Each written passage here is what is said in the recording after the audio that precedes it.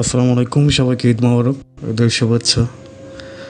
তো আজকে যে বিষয়টা শেয়ার করতে চাচ্ছিলাম যে নর্মালি আমরা ঈদের আনন্দ করি একটু অন্যরকম।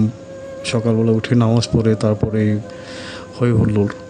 তো অনেকদিন যাবত ইচ্ছা ছিল যে একটু ডিফারেন্টভাবে ঈদটা পালন করার জন্য। আল্লাহ তাআলা সহায় ছিল, যার কারণে আমি পেরেছি, আমি সার্থক হয়েছি। খুবই অল্প পরিসরে তাদের জন্য কিছু রান্না করে আমি দিতে চেষ্টা করেছিলাম এবং আল্লাহ তৌফিক দিয়েছে। আমার বোন আমাকে হেল্প করেছে এই বিষয়ে।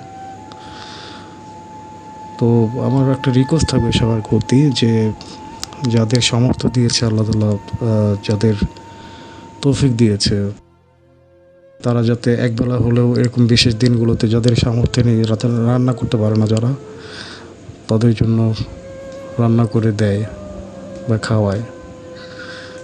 এটা একটা পূর্ণতা আছে, এটা একটা অন্যরকম ভালো লাগা, মানসিক প্রশান্তি। এটা আসলে বলে ওইভাবে বোঝানো যাবে না। যদি কেউ করে থাকেন একমাত্র সেই ফিল করতে পারবেন বিষয়টা। আর আরেকটা বিষয়, আমার মন খারাপ হয়েছিল যে আসলে আমি খুবই অল্প পরিসরে নিয়ে গিয়েছিলাম, বাট আমি সবাইকে দিতে পারিনি। তো পরবর্তীতে আমি চেষ্টা করব অনেক বড় পরিসরে দেওয়ার জন্য। দোয়া রাখবেন। সবাইকে আসসালামু আলাইকুম।